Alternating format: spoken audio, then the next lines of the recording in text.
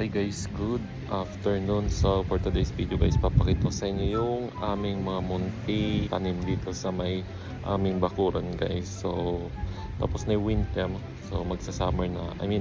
Ngayon spring pa lang pero nagsimula na kami magtanim ng mga gulay dito guys. Yan ay ang upo. Yan. So upo yung tinanim namin dito guys. Tapos ito pa yung isa. Yan. Papagapangin ulit namin yan dito.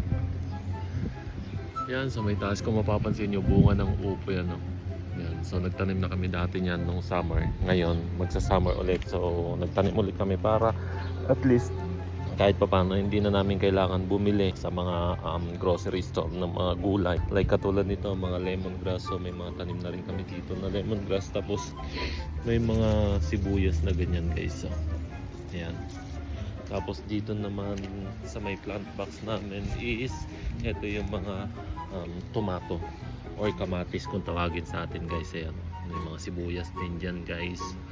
Ayan, ang dami yan, lalaki na. So yung iba nag-ano na guys, nagbubulaklak na.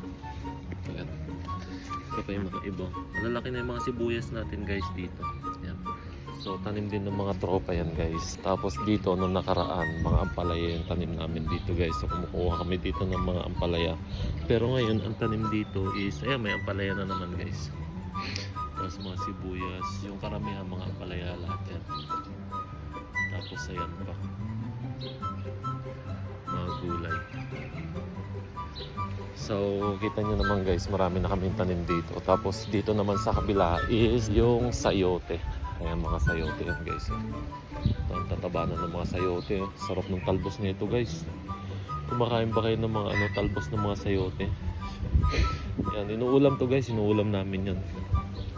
Pag namunga yan, hindi na namin kailangan bumili. Tapos ito, yan, may mga kalabasa dito. Ay, mga kalabasa yan.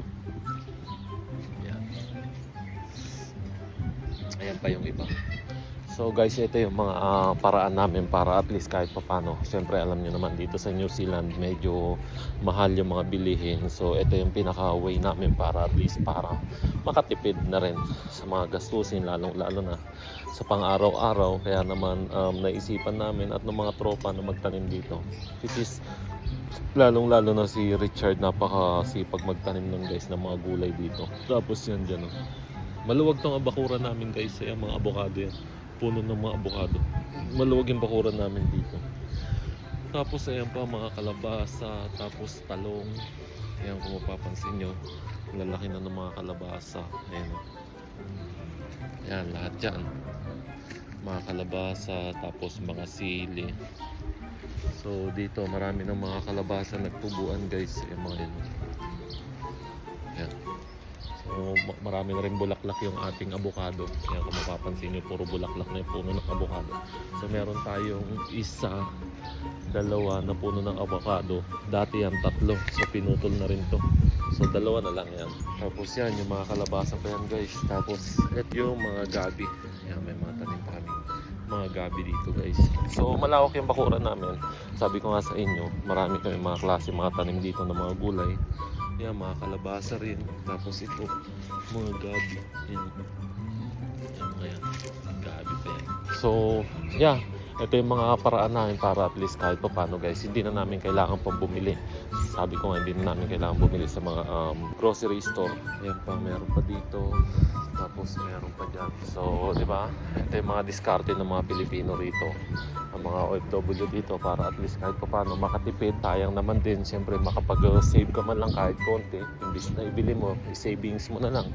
Kumbaga, once na namunga na yan guys, pwede nang ulamin. Yun yung mga ginagawa namin dito guys. Sabi ko nga sa inyo, kanya-kanyang diskarte lang dito sa New Zealand kung paano makatipid. Yun lang gusto ko pakita sa inyo, yung mga tanim namin dito. Ayan, shout out sa iyo Richard, kasi siya yung number 1 na masipag na magtanim ng mga gulay-gulay dito sa amin guys. So kami tulong-tulong lang guys. Pero ganun pa man, sabi ko nga, lahat magbe-benefits dito once na namunga na lahat dyan guys. Oo, yun lang. Gusto lang i-share sa inyo guys. Maraming salamat. Shout out sa mga OFW na katulad ko guys.